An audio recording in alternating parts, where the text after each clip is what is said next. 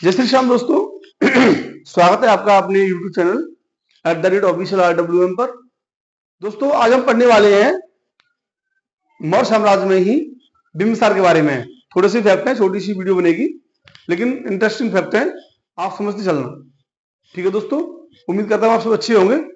Class start करते हैं, ध्यान देना सभी। देखो दोस्तों, आज हम पढ़ेंगे मौर्य साम्राज्य में ही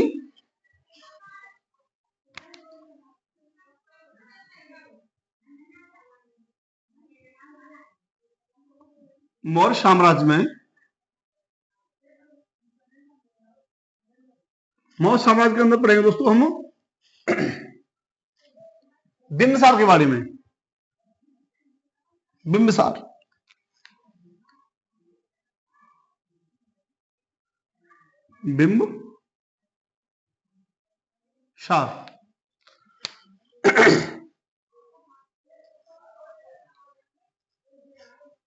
या इसको दोस्तों बिंदुसार के नाम से भी जाना जाता है।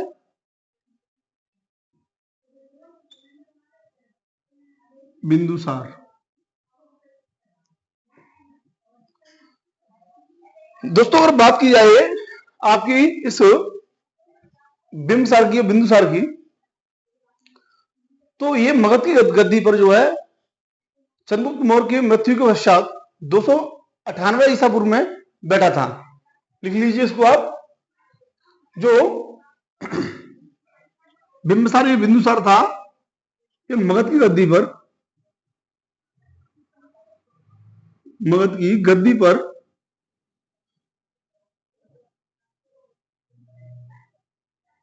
298 ईसा पूर्व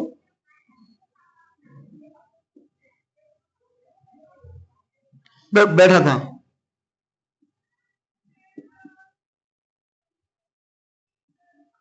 ठीक है दोस्तों, आगे यदि बात की जाए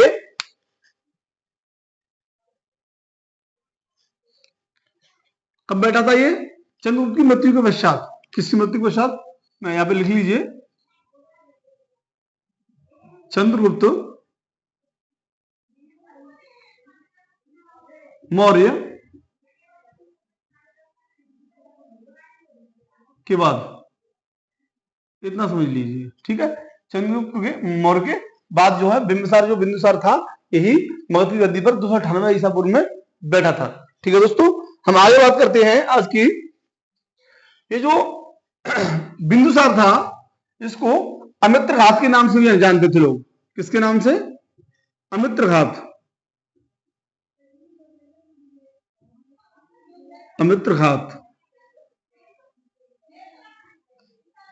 जिसका मतलब होता है शत्रु विनाशक। क्या होता है इसका मतलब? शत्रु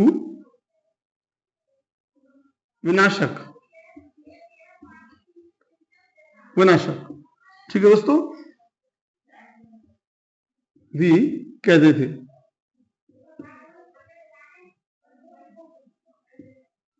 ठीक है दोस्तों, आगे यदि बात की जाए बिंबिसार के बारे में तो दोस्तों हम बात करेंगे कि जो बिंबिसार था ये आजीवक संप्रदाय का अनुयायी था। किसका अनुयायी था ये? बिंबिसार जो था, बिंबिसार ये आजीवक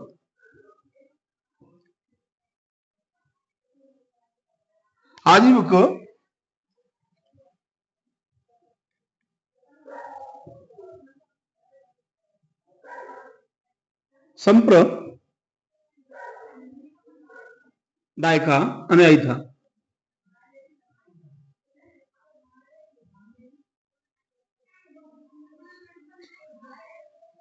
दोस्तों आगे यदि अब बात की जाए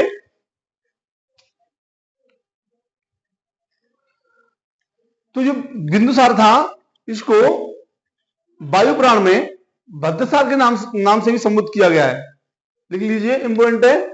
जो ये बिंबिसार था, ये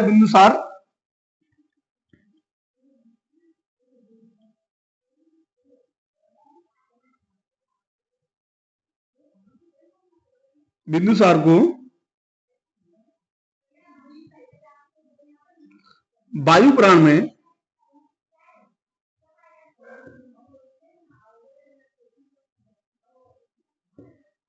भद्रसार के नाम से भी जानते थे।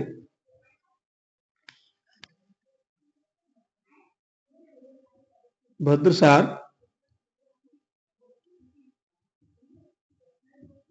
नाम से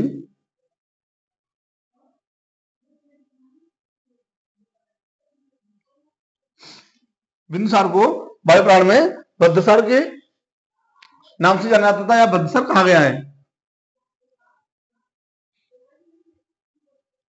संबोधित किया गया है।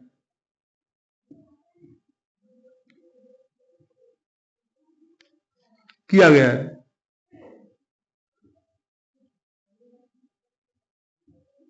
ये दोस्तों देखिए, बिंदुसार को वायु पुराण में भद्रसार के नाम से संबोधित किया गया है, और इसके साथ ही आजीविक संप्रदाय का अनुयायी था। और दोस्तों बात की जाए इसकी, तो ये मगध की गद्दी पर 298 ईसा पूर्व में बैठा था।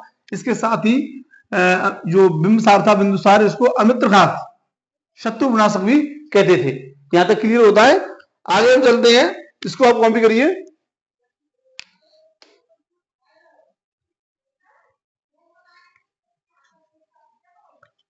मैं ऊपर से इरेज कर रहा हूं, जल्दी से कॉपी करिए। बिंदुसार मगध की गद्दी पर 298 ईसा पूर्व में बैठा, चंद्रगुप्त मौर्य के बाद में।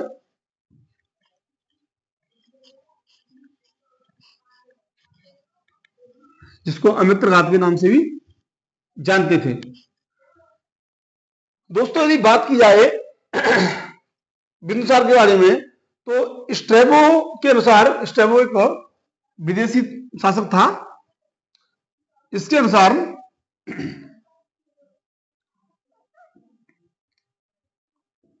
स्ट्रैबो के अनुसार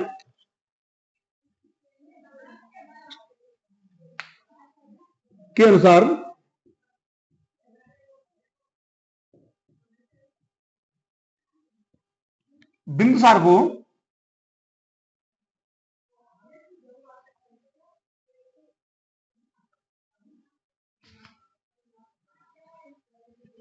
ऐसे कह सकते हैं कि स्ट्रैबो के अनुसार जो है, जो एक सेकंड, जो एंटीडियो या एंटियोकस फर्स्ट, एंटियोकस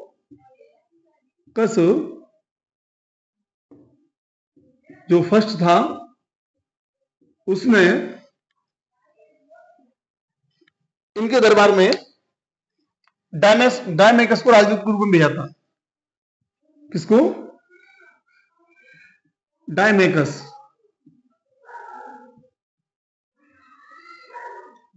को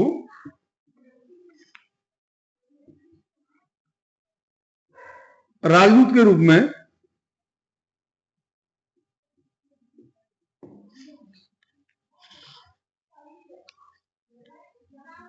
बिंदुसार के दरबार में भेजा।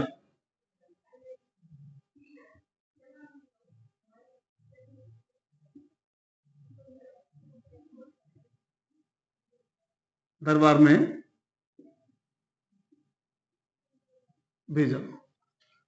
ये इंपॉर्टेंट फैक्ट है, ये आपने बता लिया होगा, कॉपी करता हूं।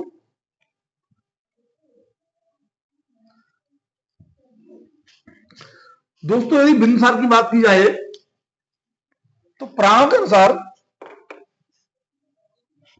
जिसमें जैन ग्रंथ है, जैन ग्रंथ के अनुसार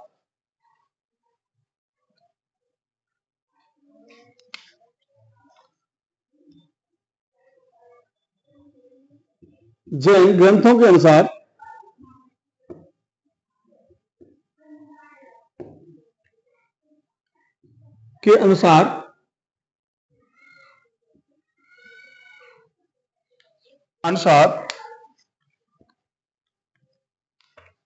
बिंदुसार को,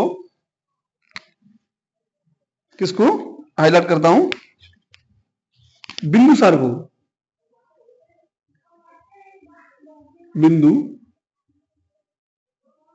को सिंह सेन कहा गया है। क्या कहा गया है?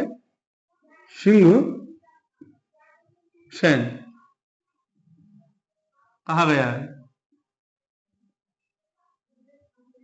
ठीक है दोस्तों, जैन ग्रंथों के अनुसार, किसके अनुसार? जैन ग्रंथों के अनुसार जो बिंदुसार था, उसको सिंह सेन कहा गया है। ठीक है, आगे बात करते हैं। तो मिस्र का जो शासक था टॉलमी सेकंड, उसने फिलडेल्फस ने भी क्या किया था, एक दरबारी जो है राजदूत के रूप में मौर्य साम्राज्य में बिंदुसार के शासनकाल में दरबार में भेजा था। उसको भी आप नोट कर लीजिए, ब्लैक पेन से कहता हूं। हाँ देखिए, एक और फैक्ट है, मिस्र के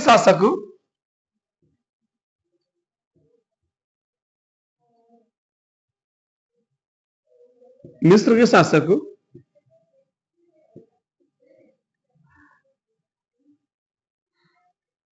टॉलमी सेकंड,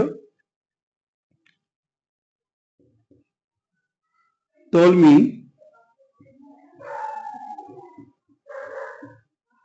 सेकंड, इसके अनुसार दोस्तों फिलडेल्फस टॉलमी सेकंड फिलडेल्फस,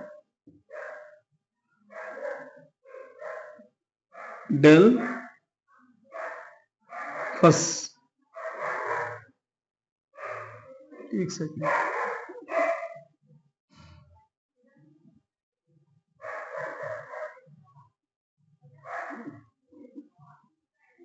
फिलडेल्फस डायनोसियस नामक राजदूत को भेजा था। किसने? डायनोसियस, लिख लीजिए दोस्तों इसको भी,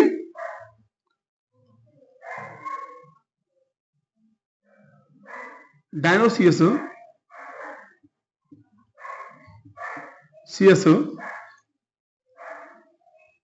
नामक राजदूत को भेजा था, नामक राजदूत को बिंबिसार के दरबार में या बिंबिसार के दरबार में भेजा था।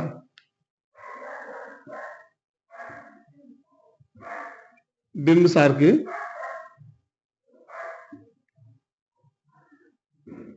दरबार में